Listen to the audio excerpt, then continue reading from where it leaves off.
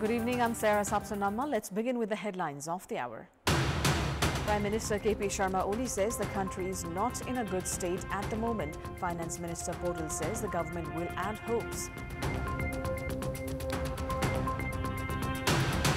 Preparations underway to expand Madhya Province government with 4 ministries allocated for Nepali Congress. Janardhan Singh, Sunil Prasad Yadav, Sesh Naran Yadav and Kaushal Ray to be ministers. A third round of prisoners swap takes place between Russia and Ukraine with mediation from UAE. Both the sides swap 95 prisoners each. And Nepal up against Sri Lanka tonight in the first match of the Kava Under-20 Women's Volleyball Championship.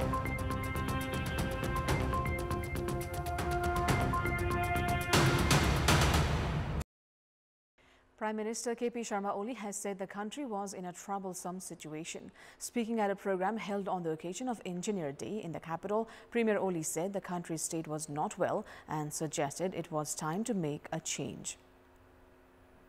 देशको अवस्था राम्रो छैन, प्रशंसा गर्न लायक छैन। देशको अवस्था, देश प्रशंसा गर्न लायक छ, देशको इतिहास प्रशंसा गर्न लायक छ, गौरवपूर्ण इतिहास छ, प्रशंसा गर्न लायक छ, भविष्य उज्जवल छ, त्यसमा कुनै सन्देह छैन। तर आज सन्तोष मान्न, खुशी हुन सकिने अवस्था छैन। हामीले यस अवस्थालाई बदल्नै पर्नेछ। Finance Minister Bishnu Podal has identified boosting the morale of the private sector as the challenge of the moment. At a meeting with the representatives of the Confederation of Nepalese Industries, Finance Minister Podal said that works would be carried out to increase hope by winning the confidence of the private sector. जबसम्म हामीले विश्वास जागृत गर्दैनौं नि त्यो confidence build up गर्दैनौं देश कहीं पनि अगाडि बढ्न सक्दैन। त्यसकारणले मैले के कुरामा बढ्ता जोड दिन चाहेको छु भनेदेखि अहिलेको समस्या भनेको निराशा चेर्ने आशा जगाउने। Representatives of the CNI called for seriousness from the government to revive the economy. Council of Ministers in Madhya Province is likely to be expanded by this evening as the parties have agreed to allocate 4 ministries to Nepali Congress, including finance. The Madhya Province Council of Ministers is to expand after Province Chief Minister Krishna Yadav shared the commitment of allocating 4 ministries to Nepali Congress with Nepali Congress Province Assembly Party leader Krishna Yadav. पुरानो माने जुन सहमति भएको थियो यो मन्त्रालय अर्थ समेत 4वटा मन्त्रालयको जुन सहमति भएको थियो हुबहु त्यही त्यसैले कारण म गर्छु भनेर उहाँले प्रतिबद्धता जाहेर गर्नुभयो र शपथ ग्रहण पनि सकभर आजै हुन्छ भनेर उहाँले पनि अब त्यो हिसाबले भन्नुभयो लगभग सहमति भइ नै सक्यो जस्तो छ। Despite an agreement to allocate 4 ministries, including finance, during the formation of the province government, Chief Minister Singh, after clearing the floor test, had remained firm on not allocating finance, because of which government expansion had stalled. Nepali Congress is to join the government under the leadership of Janardhan Singh Chetri. Sunil Prasad Yadav, Sesh Naran Yadav and Kaushal Raya are to be appointed the province ministers from Nepali Congress. 19 bodies of passengers of the 2 buses that had gone missing in the Trishuli River in Simaltal of Bharatpur Chitwan under the Narayangarh Muglin Road section have been recovered so far. Out of the 19 bodies recovered, 5 are yet to be identified. 1 body had been recovered from Salbas, Bharatpur, and another one from Vinay Triveni Rural Municipality of Nawalparasi yesterday evening. According to the District Administration Office Chitwan, a total of 19 bodies, including 17 male and 2 female passengers, had been recovered until yesterday evening. It has been almost a week since the unfortunate incident took place. However, the condition of the remaining 43 passengers and the missing buses are still unknown. The families of the missing passengers have lost hope of finding them alive. Meanwhile, the administration has said that search for those missing will continue today as well. A team of more than 500 security personnel from the Nepal Army, Armed Police Force and Nepal Police have been searching for the missing with the help of sonar cameras, rafting boats, motor boats, divers and by foot. The 2 buses along with passengers and bus crew had been swept away by landslide into the Trishuli River at around 3:30 a.m. last Friday. A total of 65 passengers, including bus crew, were on the board the 2 ill-fated bus. 3 of the passengers had jumped out of the bus to save themselves during the incident. It is time now for our segment Public Pulse, where you text us with your opinion. The question is, why have problems of the freed Kamayans not been addressed even after 24 years of them being declared freed? Your options are A, government indifference, B, procedural errors, and C, lack of pressure. The voting is on. Type NEWS, select your option A, B or C and send it to 34001 to share your opinion with us. Industrialists of Biratnagar have said that they have been facing crisis due to disruption in regular supply of electricity. Industrialists who had participated in a program called Nepal's Energy Crisis, organized by the Chamber of Industries Morang, demanded for regular supply of power. Experts in the field opined that domestic consumption of power must be increased rather than exporting it to foreign countries.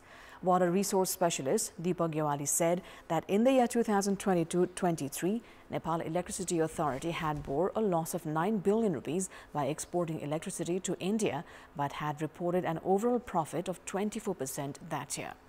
He said that the NEA had covered the losses incurred by exporting power to India by selling power to the public at higher price.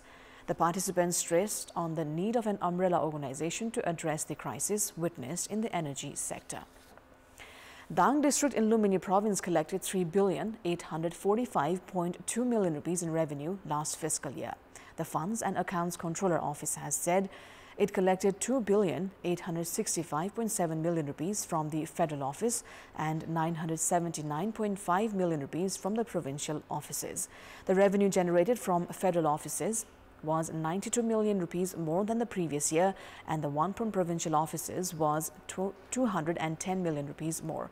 The office says the increment is attributed to better staff management and effective service delivery. There are 50 federal offices and 19 Lumini province offices in Dang. Marginalized Art Paharia Museum has been built in Dhankuta district. With special aid from the federal government and an investment of 2,800,000 rupees from Dhankuta municipality, infrastructure of Art Paharia Museum has been prepared at Bihibade of Hatia of Dhankuta headquarters. The museum building reflects the traditional designs of the Art Paharia community and has been built with the objective of promoting and conserving the cultures, attires, musical instruments, ornaments and other components of the archaeological significance of the community. According to Dhankuta municipality, the museum will come into operation from coming year after concluding necessary managerial works. Police has arrested an individual with a large quantity of scent glands of the musk deers from Humla headquarters, Simcote. According to Humla Police Chief DSP Rabindra Khanal, the person was arrested with 18 sets of musk deer scent glands that were brought from Delhi, India, and were ready to be taken to Tibet of China through Nepalganj, Surkhet, Kalikot and Bajura. Police arrested Kanjok Tamang of Namkha Rural Municipality, Ward number 3 from Simcote Rural Municipality, Ward number 6. Tamang, who had left from Delhi, India on 11th of July, had reached Simcote on 16th of July. Having purchased the scent glands of musk deers at 700,000 Indian rupees in Delhi, Tamang was preparing to sell them in Tibet. 2 sets of mobile phones, a bag, an ATM, passport, citizenship and 3,000 Chinese yuan was confiscated from Tamang. Let's move on to international update.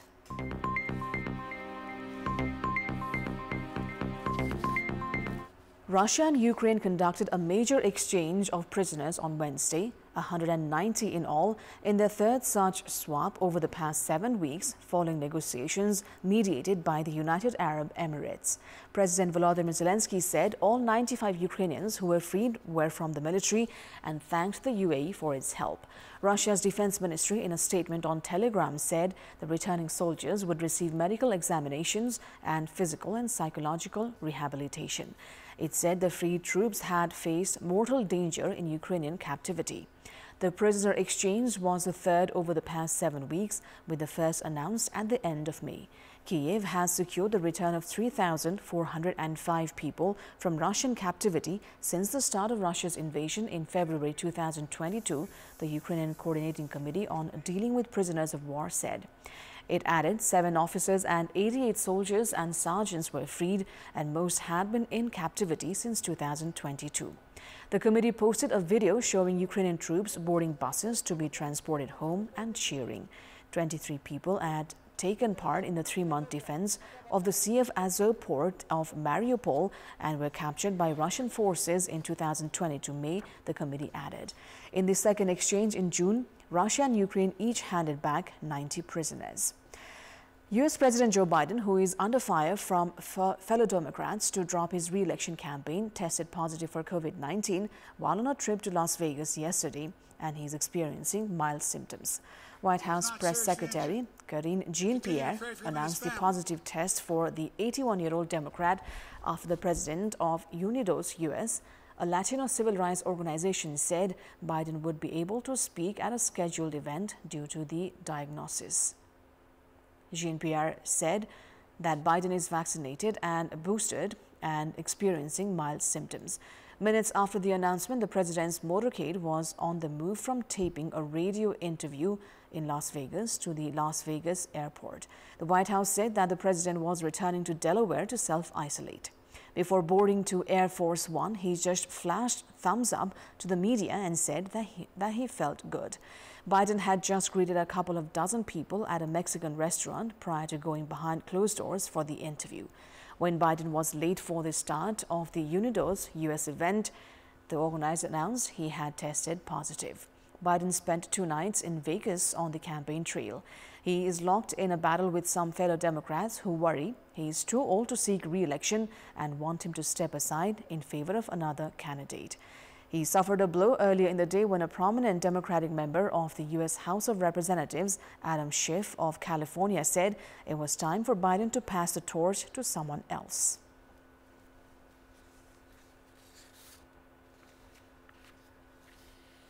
"47 people have died due to floods triggered by heavy rains in Nangarhar province of eastern Afghanistan. According to the Ministry of Public Health, about 400 people were injured in the incident. It has been estimated that the number of deaths due to the flood may increase in coming days. Many houses in the province were destroyed by flood and thousands of people had become homeless. Floods caused by heavy rains have destroyed the electrical infrastructures of the province, forcing the people there to live in darkness. The flood has also damaged arable land in the area. The provincial government of Afghanistan has continued the rescue and relief works. As a result, the farmers there are deprived of farming. Locals said that it had become very difficult for people who make their ends meet by farming. The flood has also made many people in Musty Hill village of Sorkrud district homeless. The Department of Meteorology has asked the residents of the area to remain alert and added that heavy rains, wind and floods may intensify in the coming days. The government agency working on the relief of Afghanistan has also requested the international community to provide relief assistance.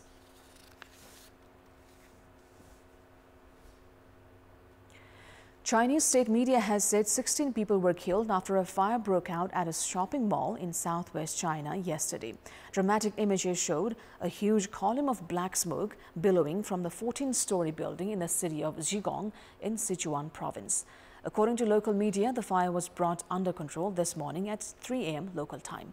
State broadcaster CCTV reported that around 30 people were rescued from the blaze after nearly 300 emergency workers and dozens of vehicles were dispatched from the local fire department to the scene. In a statement today, China's Ministry of Emergency Management urged rescue workers and provincial officials to determine the cause of the fire as soon as possible and to learn lessons to ensure greater security in the future. Such incidents are not uncommon in China, where enforcement of safety standards is often lax. In January, a fire at a mixed-use building in southeast China killed at least 39 people, just days after another blaze at a boarding school in central Henan province killed 13 children. Nepal are up against Sri Lanka tonight in the first match of the Kava Under-20 Women's Volleyball Championship. The match in Maldives is scheduled to kick off at 10 p.m. Nepal time. Nepali Eves are participating in the championship for the first time. The young Nepali team, despite not having enough time for training, is aiming to bag gold. On the basis of the performance of the players during the first Sahana Pradhan Memorial Under-19 National Volleyball Tournament held in Kathmandu, From 23rd till 29th of June, the Nepal Volleyball Association had formed the Under-20 women's volleyball team for the first time. Although the team has a target of becoming champions, Coach Kumar Rai said the team has weakness in blocking and quick spiking. Nepal are scheduled to clash against Kyrgyzstan tomorrow and face hosts Maldives this Saturday. Kantipur Television and Hamro Khelkud have reached an agreement for the broadcast of the Kava Women's Nations League, slated to be held at the covered hall of the National Sports Council in Tripureshwar from 1st of August to the 7th. Based on the agreement, Kantipur TV is to broadcast the tournament live on its Max channel and application, while Hamro Khelkud will broadcast the tournament through its digital platforms.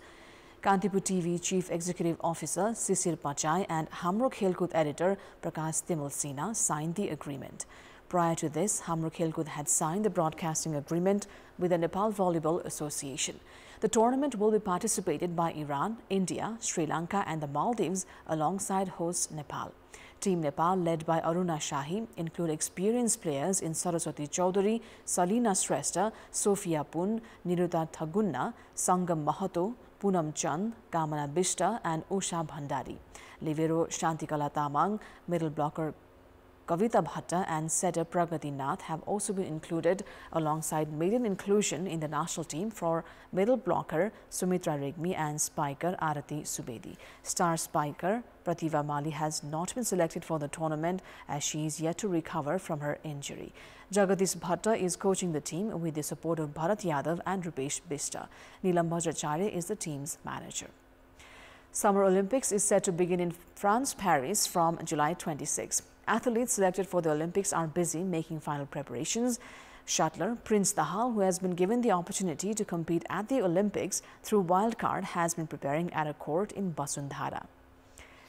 Nepali star shuttler Prince Dahal had the opportunity of being trained while he was at grade 4 in Nepal Police School of Sangha.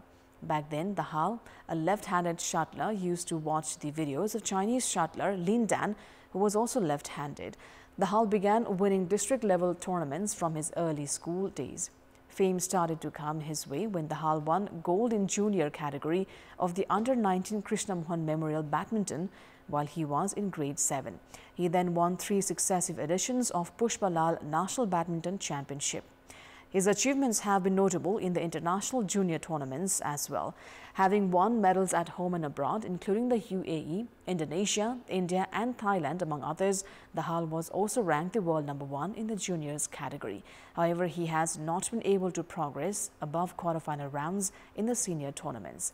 Now that he has received a wild card for participation at the Paris Olympics, Dahal had trained under Indonesian coach in Sri Lanka for 40 days and is now training in Nepal ahead of the mega sporting festival.